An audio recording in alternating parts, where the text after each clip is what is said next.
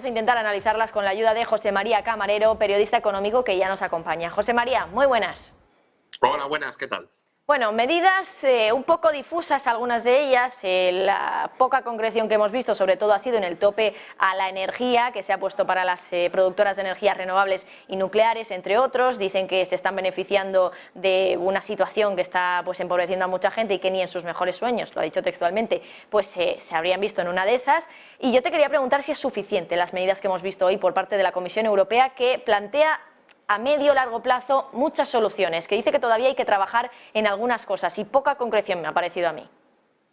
Sí, es verdad que hay poca concreción en muchas de las medidas porque al final lo que parece fácil desde el punto de vista teórico, vamos a limitar el precio de la electricidad, vamos a topar el precio del gas, que es un poco incluso lo deseable por parte de toda la población, de la industria, de las empresas y de los consumidores, luego ponerlo sobre el papel es mucho más complicado. Tenemos el ejemplo del mecanismo ibérico. Se ha topado el precio del gas en España y Portugal, pero tiene muchas rendijas, tiene muchos efectos colaterales que hay que limar muy bien cuando se pone sobre un papel, en el caso, por ejemplo, de España, en el BOE, ¿no? Por lo tanto, el deseo es mucho más complicado de transformarlo en realidad que de lo que podemos pensar cada uno de nosotros, ¿no? En el caso, por ejemplo, de la electricidad, de poner ese tope a lo máximo que pueden cobrar las energías, como que se les denomina inframarginales, es decir, las renovables, la nuclear.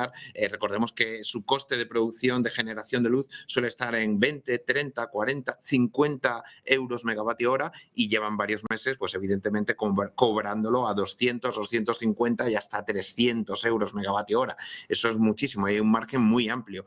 Ahí se puede actuar, pero en la letra pequeña veremos cómo se puede actuar, porque no es tan fácil decir limito esto a 180 o a 200 euros megavatio hora y de ahí no se van a poder pasar. Bueno, esa es la intención. Vamos a ver cómo queda luego y en esa letra pequeña lo veremos cuando se ponga en marcha. Igual con los impuestos a las energéticas.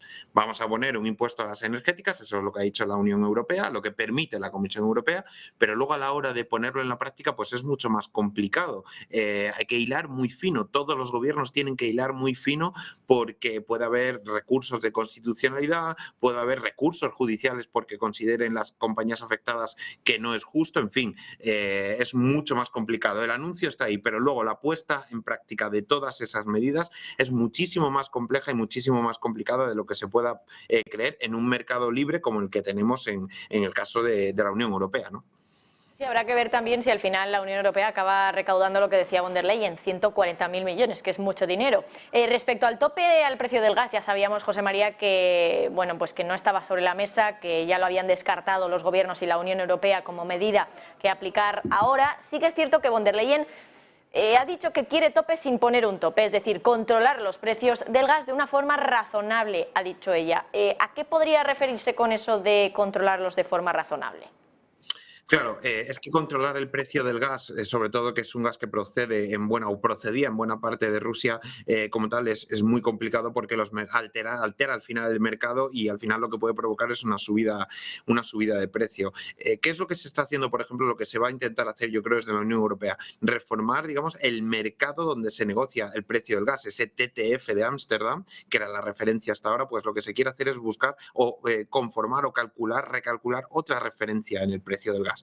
Que eso sí sería más acorde, porque evidentemente lo que está provocando en estos últimos meses es que ese precio se encuentre completamente disparado, por ejemplo, para países o para economías como la española, donde el mecanismo, donde la independencia energética es mucho mayor de Rusia y estamos pagando aquí un precio mucho más caro como si estuviéramos en Alemania, ¿no? Bueno, pues la reforma de ese mecanismo, la reforma de ese índice, ese TTF, puede ser una de las opciones. Desde luego, lo que dice von der Leyen de recomendar, de pedir de que los inversores se abrochen más el cinturón, es mucho más complicado. Eso pasa como, por ejemplo, cuando se les dice a las empresas que limiten sus beneficios. ¿Cómo se limita el beneficio de una empresa? Bueno, más allá de la responsabilidad social corporativa, pues es muy complicado, ¿no? Entonces yo creo que se están buscando fórmulas más ligadas a cambiar el mercado, a cambiar ese índice de referencia para que no suponga una factura como la que está teniendo,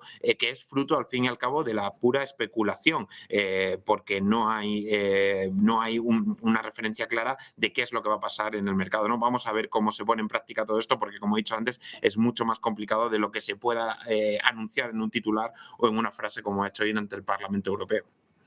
Bueno, está claro. José María, por último, te quería preguntar ya, lejos de las palabras de von der Leyen, una noticia que hemos conocido hoy respecto a Alemania, que podría nacionalizar Uniper, que es el mayor importador de gas del país. En el primer semestre ha sufrido unas pérdidas de 12.000 millones de euros, que se dice pronto. ¿Qué te parece la noticia de esa nacionalización? ¿Podría solucionar algo?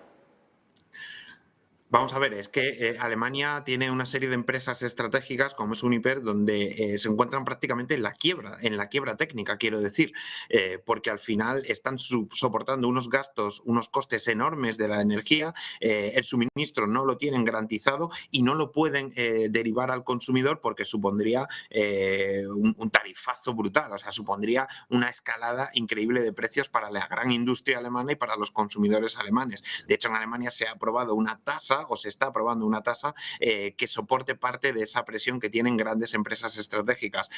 Al final, lo que ha hecho Alemania es, o lo que quiere hacer Alemania es intentar salvar la empresa, es decir, una actuación temporal, que sería salvar la empresa ahora para después volver a reorganizarla. No se trata de una nacionalización para toda la vida. Estamos viendo al final en esta crisis una serie de intervenciones y una serie de medidas que no habríamos imaginado nunca, sobre todo en lo que digo, en lo relativo a la intervención de precios, intervención de empresas, pero es que al final se están rescatando empresas porque la situación, sobre todo la que viven allí, es trágica, porque se encuentran prácticamente en la quiebra. Algo, afortunadamente, que en España no ocurre y que nos libra de esa situación, ¿no? Esa independencia energética que tenemos, por una vez en la historia, parece que nos encontramos más a salvo en ese sentido, a pesar de que pagamos también unos precios muy caros, ¿no? Por lo tanto, yo lo calificaría de una intervención temporal para un problema específico de ahora, pero desde luego que nadie piense que va a haber una intervención de todas las empresas, que va a durar para siempre, ni muchísimo menos. Esto es un parche, podríamos decir, un parche temporal, un parche coyuntural.